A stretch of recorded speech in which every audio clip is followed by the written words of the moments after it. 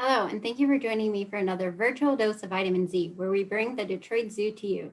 My name is Zahraa. I'm an education specialist at the Detroit Zoological Society, where we celebrate and save wildlife every day. Today, we're talking about peacocks. And specifically, more than just peacocks, we're going to talk about the peahens, which are the females who make up the entire species, peacocks and peahens, peafowl. So before we get started, let's take a look at those three words that I just mentioned right now, because I'll be mentioning them throughout the rest of the day. All right, so I'm going to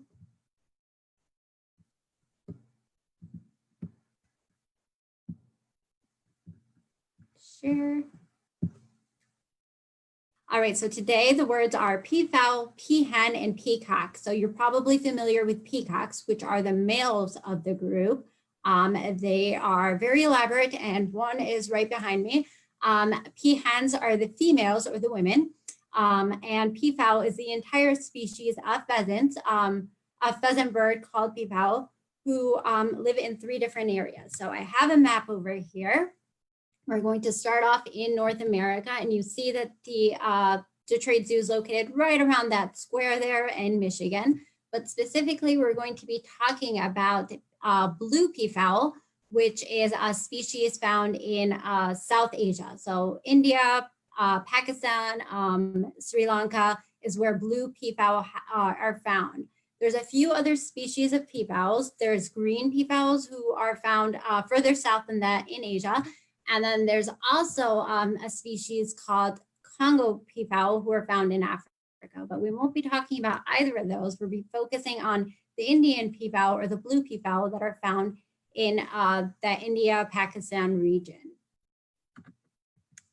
All right, so this right here is a male peafowl, and you can see that he has his feathers down, and you can see the blue right on the chest and throat area, and that's where they get the blue peafowl name. And male peafowls, peacocks, are very elaborate. They, even when they're walking like this, you can see that beautiful feather with a lot of different colored leaves and feathers and designs. But when they're putting on a display like this, they really wow and amaze and tend to get more of the attention than any of the other, than the peahens that make up the females in their group. So peacocks have these elaborate displays, not for no reason. They do it to get the attention of females. This is how they court and attract a female. So they're not born this way. They have to get there over time. It takes a male peacock about 5 to 6 years to get fully grow into his feathered look. The feathers can reach up to 5 feet tall, and their wing or their span from end to end can be anywhere between 7 to 8 feet wide. So it's really elaborate displays, and I mean, they're really putting themselves out there, right? So do they have predators? Well, peacocks and peahens, peafowl have predators. They're hunted on in the wild by animals like tigers, wild dogs, and mongoose, and they do have to get away. So a male who's putting himself on display like this is putting himself at risk, but he does have a trick up his sleeve to get away. And one way he does that is he can fly away. So they don't fly very far. They only can fly for short distances, and they don't fly very fast. So they only move about 10 miles an hour compared to a falcon, who is one of the fastest birds, who can move up to 60 miles an hour. But it's enough to get away. Sometimes they might lose a couple feathers and not be as attractive to the females, but at least they've saved their lives, right? All right, females, here's another one, a picture of a male walking around, and I want you to pay attention to the feathers on top, because that's their crown, and they also get that as they age. All right, females don't have the benefit of just being able to fly away whenever they want, so they can, but they also are responsible for raising young. And when they are raising young, they can't abandon their young. So it makes more sense for them to have evolved over time to have more demur coloring and the ability to blend in. So you can see here that she's blending in really well with that rock inside the habitat. And you can see here one of the jobs of the female peahens in raising their young. So females do all the raising on their own. They dig up the small hole that becomes their nest on the ground. They have to incubate that nest for 4 weeks, barely leaving it. So again, if that animal is able to spot them, if they were to have such elaborate coloring and that animal were to spot them, they'd have to abandon their eggs. So this coloring helps them blend in and less likely to be spotted and having to abandon their eggs. Once the eggs hatch, they're not quite ready to fly. They're still very tiny and can fly for about 2 weeks. So the female or the peahen has to stay with her eggs. And then when they do fly, they only fly short distances onto treetops where, again, she's caring for them. Altogether, she's caring for her peahens or for her pea chicks or her babies for about a year before they're ready to be on their own. And throughout this time, they're growing and they're getting big. When they're first born, males and females both resemble peahens.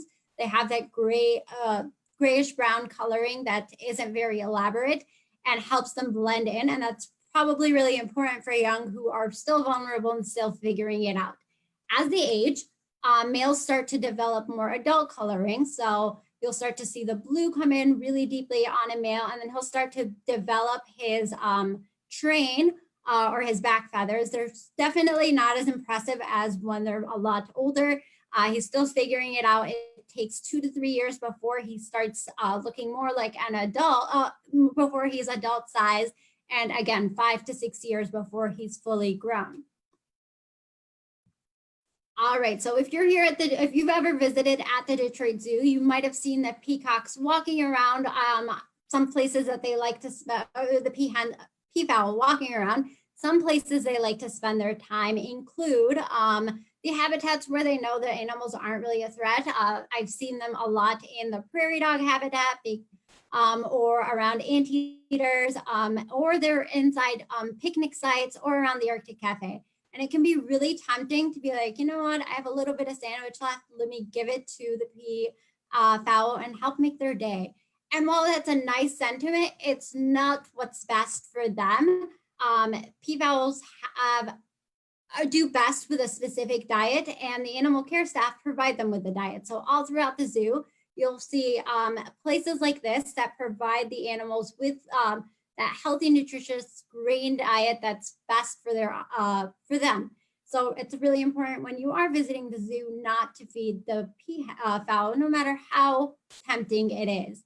Another thing to remember is because they're free ranging and they're walking around, that they have the right of way. So we're sharing the zoo with them, and it's their home and we're just visitors. So it's really important whether we see them on a path or near a picnic site to give them room, especially if a male is putting on that really dramatic display. Just give him some room to attract the female he's trying to do without being too much in the way. All right, so speaking of males and the displays that they do. So males put on these, not only spread their wings out, their feathers out like this to be really beautiful, they actually also do other stuff. So they do dances, they do vocalizations, and all of these are to attract the female. When they spread out their wings, they tend to fan a little and create like this vibration in the air. And so you saw that crown earlier, and you see it right over here on this bird. And the female can actually feel the vibrations in her crown. She can hear the sounds, she can see the dancing, and all of these work together to attract her or not. They're not actually the only human or animals that have used fans to attract others. Humans have as well, whether it's ancient China or Victorian England. Humans have used fans in a method to attract people. So today, I'm going to show you how to make your own fan, whether you want to use it for cooling off or you want to use it to grab some attention. So to do this activity, you'll need a few supplies. You'll need some construction paper, some markers, and glue. And then I used a few other things, but they're totally optional, and we'll see them as we get to them.